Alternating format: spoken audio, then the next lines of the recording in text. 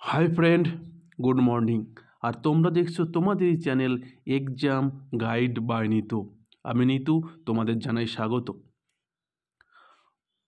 বন্ধুরা, তোমরা যারা এসএসসি জিডি কনস্টেবল পরীক্ষার জন্য তৈরি হচ্ছ বা পরীক্ষা দেবে, তোমাদের এখন শেষ মুহূর্তের প্রস্তুতি পর্বের ক্লাস চলছে।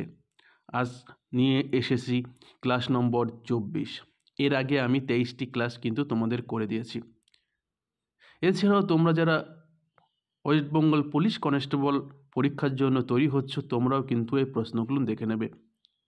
তোমাদের দ্রুত কিন্তু প্রায় 12,000 নতুন পুলিশ কনস্টেবল নিয়োগের কিন্তু প্রক্রিয়া শুরু হচ্ছে। আর এবার থেকে হয়তো তোমাদের পুলিশ কনস্টেবলের একটি মাত্র পরীক্ষা থাকবে। তো চলো শুরু করা যাক প্রশ্নগুলো। আর শুরু করার আগে বলছি, তোমরা যারা এখনও পর্যন্ত আমার চ্যানেলটি সাবস্ক্রাইব করোনি, তো বলবো অবশ্যই চ্যানেলটি সাবস্ক্রাইব করে দেবে এবং ভিডিওটা ভালো লাগলে একটু লাইক করে দেবে। তো চলো শুরু করা যাক। প্রথম প্রশ্ন দেখো, ভারতের কোন শহরে সেন্ট্রাল পটেটো রিসার্চ ইনস্টিটিউট অবস্থিত?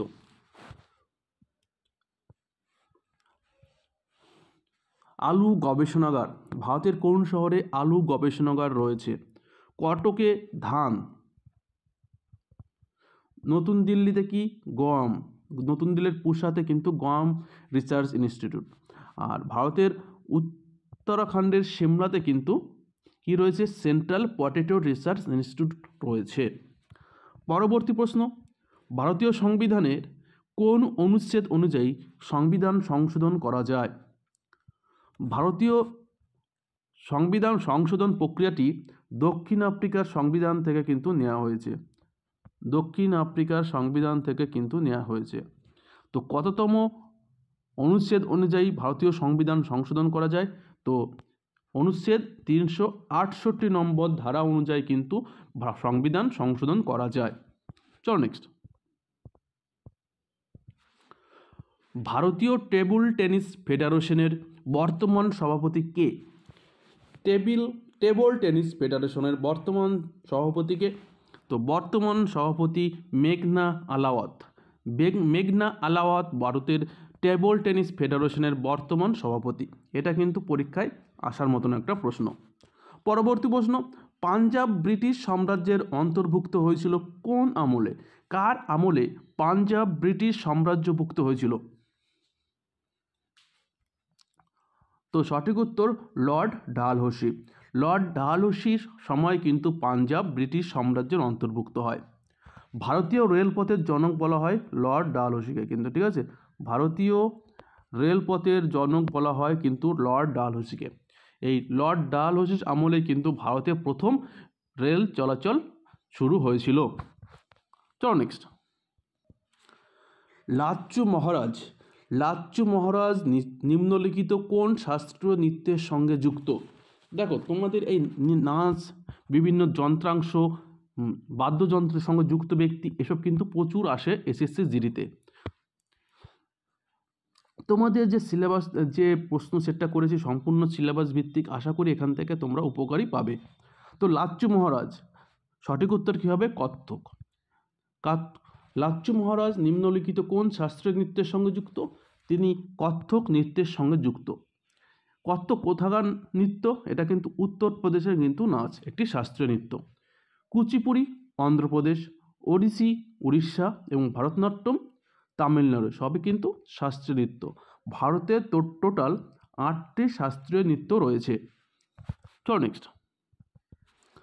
World intellectual property organisation report অনুযায়ী গ্লোবাল ইনোভেশন ইন্ডেক্স 2023 অনুযায়ী ভারতের বর্তমান অবস্থান কততম?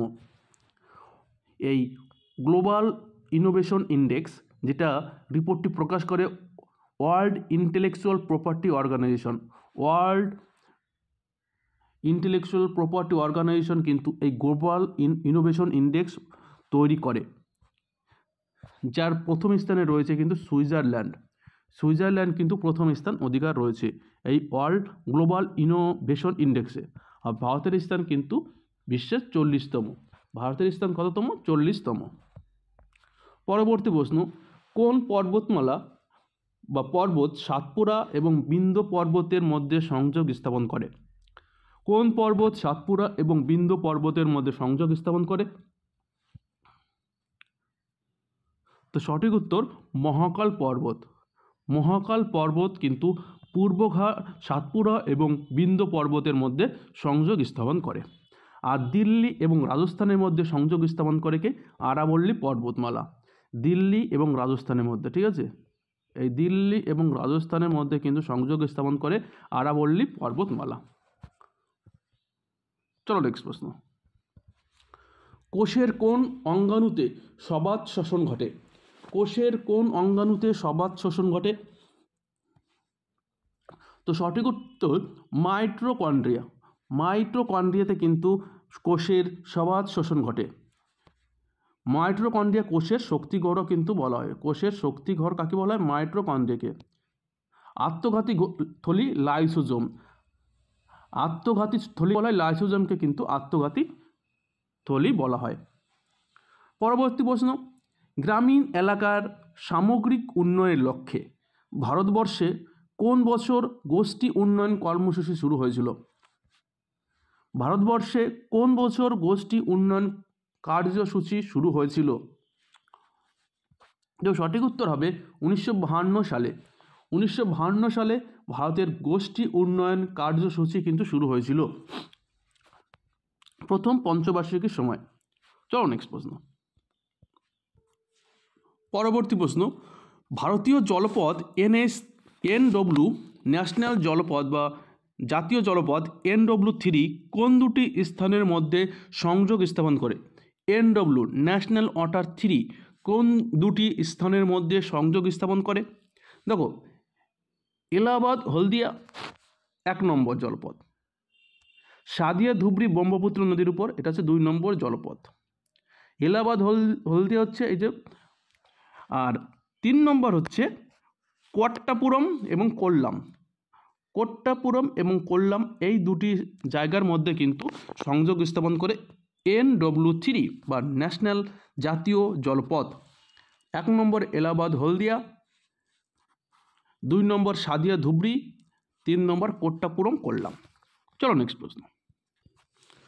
নিচের কোন দিনটি আন্তর্জাতিক মহিলা দিবস হিসেবে পালন করা হয়? আন্তর্জাতিক মহিলা দিবস কোন দিন পালন করা হয়? তো আন্তর্জাতিক মহিলা দিবস পালন করা হয় 8ই মার্চ। 8ই মার্চ আন্তর্জাতিক মহিলা দিবস পালন করা হয়। পরবর্তী প্রশ্ন, সৌরজগতের বৃহত্তম গ্রহ কোনটি? সৌরজগতের বৃহত্তম গ্রহ কোনটি? তো সৌরজগতের বৃহত্তম গ্রহ বৃহস্পতি।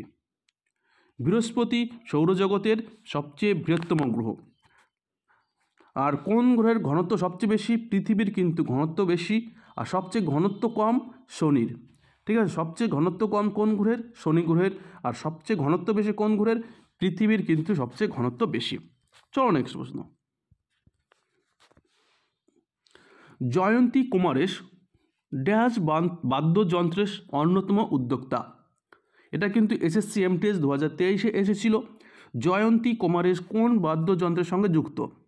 তো জয়ন্তী কুমারেশ তিনি বীণা বা রুদ্রবীণা, যেটা অপশন থাকে কিন্তু সেটাই উত্তর হয়ে যাবে। এছাড়া শিবকুমার শর্মা যদি বলি সন্তুর। ঠিক আছে, পরবর্তী প্রশ্ন দেখো, ডাটোরিনের উৎস কোনটি? ডাটোরিনের উৎস, তো ডাটোরিনের উৎস কিন্তু ধুত্রা গাছের পাতা। ধুত্রা গাছের পাতার থেকে কিন্তু ডাটোরিন পাওয়া যায়। আফিম পাওয়া যায় তামাক গাছের পাতা থেকে, আফিম। চলো নেক্সট। ভারত এখনো পর্যন্ত অলিম্পিক হকিতে কয়টি স্বর্ণ পদক পেয়েছে? ভারত এখনো পর্যন্ত অলিম্পিক হকিতে কয়টি স্বর্ণ পদক পেয়েছে? তো ভারত এখনো পর্যন্ত অলিম্পিক হকিতে 8বার কিন্তু স্বর্ণ পদক পেয়েছে। প্রথম পেয়েছিল 1928 সালে। 1928 সালে কিন্তু প্রথম স্বর্ণ পদক পেয়েছিলেন আমস্টারডাম অলিম্পিকে। আমস্টারডাম অলিম্পিকে কিন্তু প্রথম স্বর্ণপদক পেয়েছিলেন 1928 সালে। এবং ভারত শেষ অলিম্পিকে সোনা পেয়েছিল 1980 সালে মস্কো অলিম্পিকে। মস্কো অলিম্পিকে কিন্তু ভারত এখনো পর্যন্ত শেষ সোনা পেয়েছে, তারপর আর কিন্তু কোনো স্বর্ণপদক পায়নি। পরবর্তী প্রশ্ন, কোন কারণের জন্য বর্ষাকালের চেয়ে শীতকালে কাপড় তাড়াতাড়ি শুকায়? তো বর্ষাকালের চেয়ে শীতকালে কাপড় তাড়াতাড়ি শুকায় তার জন্য কারণ বাতাসে জলীয় বাষ্প কম থাকে। শীতকালে কিন্তু বাতাসে জলীয় বাষ্প কম থাকে, সেই জন্য কিন্তু শীতকালে কাপড় তাড়াতাড়ি শুকায়। চলো নেক্সট। ফিফার বর্ষসেরা পুরুষ ফুটবলার কে নির্বাচিত হলেন? 2023 ফিফা বর্ষসেরা পুরুষ ফুটবলার কে নির্বাচিত হলেন? তো দেখো 2023 ফিফার বর্ষসেরা ফুটবল পুরস্কার কিন্তু আমি দিয়ে দিয়েছি, তোমরা যারা এখন পর্যন্ত দেখোনি তো বলবো তোমরা অবশ্যই দেখে নেবে। তো ফিফার বর্ষসেরা পুরুষ ফুটবলার হলেন লিওনেল মেসি। লিওনেল মেসি কিন্তু 2023 ফিফার বর্ষসেরা পুরুষ ফুটবলার নির্বাচিত হলেন। পরবর্তী প্রশ্ন, ভারতীয় সংবিধানে এক নাগরিকত্বের ধারণাটি কোন দেশের থেকে নেওয়া হয়েছে? তো ভারতীয় সংবিধানের এক নাগরিকত্বের ধারণাটি ব্রিটেন থেকে নেওয়া হয়েছে। কোন দেশ থেকে নেওয়া হয়েছে? ব্রিটেন থেকে কিন্তু এক নাগরিকত্বের ধারণাটা নেওয়া হয়েছে। চলো নেক্সট। চামোলি একটি ভূতাপীয় শক্তির কেন্দ্র, এটি ভারতবর্ষের কোন রাজ্যে অবস্থিত? চামোলি ভূতাপীয় শক্তি কোন রাজ্যে অবস্থিত? তো এটি কিন্তু উত্তরাখণ্ডে অবস্থিত। চামোলি ভূতাপীয় শক্তির কেন্দ্র, এটি ভারতবর্ষের উত্তরাখণ্ডে অবস্থিত। ষোড়শ মহাজনপদের অন্যতম জনপদ গান্ধার। ষোড়শ মহাজনপদের অন্যতম জনপদ গান্ধার, এর রাজধানী কোথায় অবস্থিত? তো গান্ধারের রাজধানী ছিল তক্ষশিলা, যেটি বর্তমান জম্মু কাশ্মীরে অবস্থিত। বর্তমানে কিন্তু জম্মু কাশ্মীরে অবস্থিত। তো বন্ধুরা, ভিডিওটা ভালো লাগলে একটু লাইক করে দেবে এবং চ্যানেলে নতুন হয়ে থাকলে অবশ্যই চ্যানেলটি সাবস্ক্রাইব করে দেবে। তো আবার আগামীকাল দেখা হচ্ছে, ততক্ষণ